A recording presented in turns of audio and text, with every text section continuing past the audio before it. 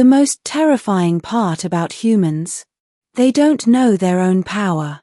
The Council of Ancient Races had convened to discuss the newest species on the galactic stage. The chamber glittered with crystal light, filled with beings whose empires stretched back millennia. Each bore scars of countless wars, tempered by ages of diplomacy. Humans, by contrast, were children barely a century in space. Yet they had already drawn attention and unease. Councillor Rithrak, a saurian with scales like burnished bronze, rasped, "We must address the humans. Their actions are unsettling." The chamber buzzed. Whispers of concern. The Kalari spoke first, their voices weaving like wind. They colonize death worlds as though they were gardens.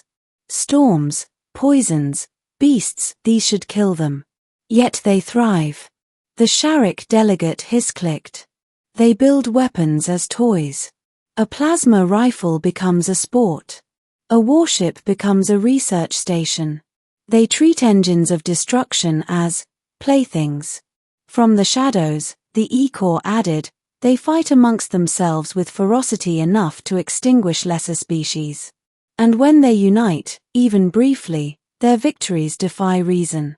Murmurs of agreement rippled. But one voice rose above all.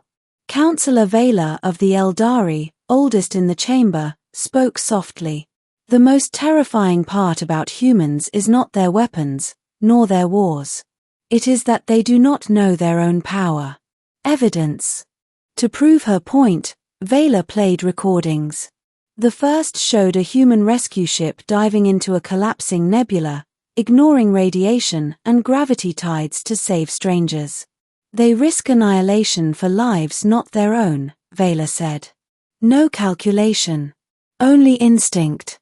The second, soldiers on the Ros Prime, holding the line against predators bred to shatter armies. The humans did not break.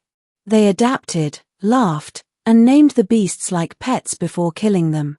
The third, a human child on a space station, offering food to a starving alien refugee twice her size.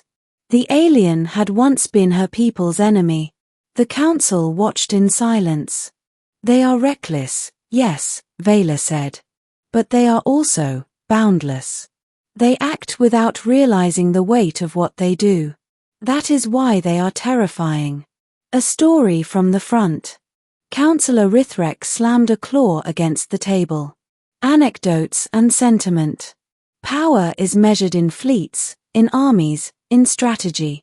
Then hear this, Vela replied. She recounted the Battle of Murros.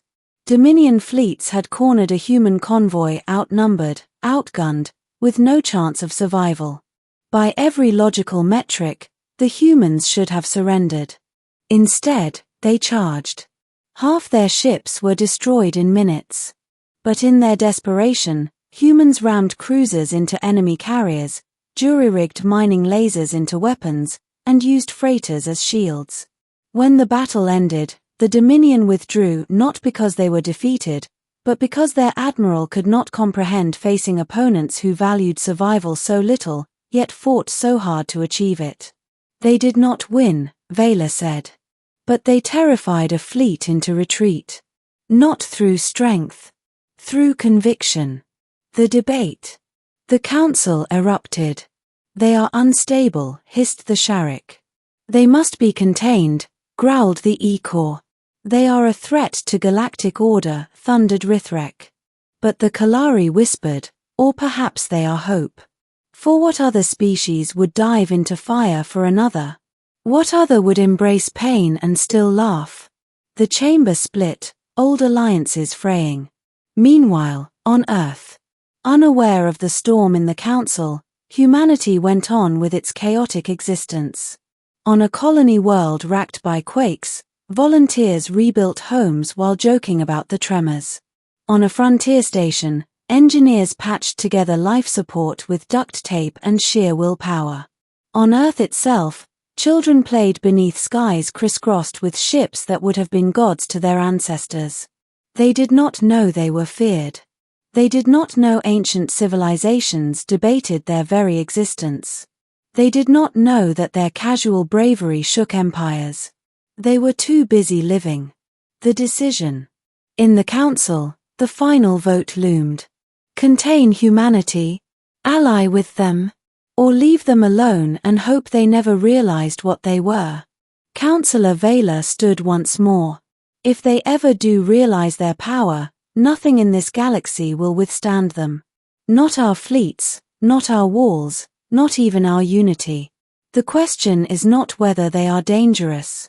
The question is whether we stand beside them, or against them.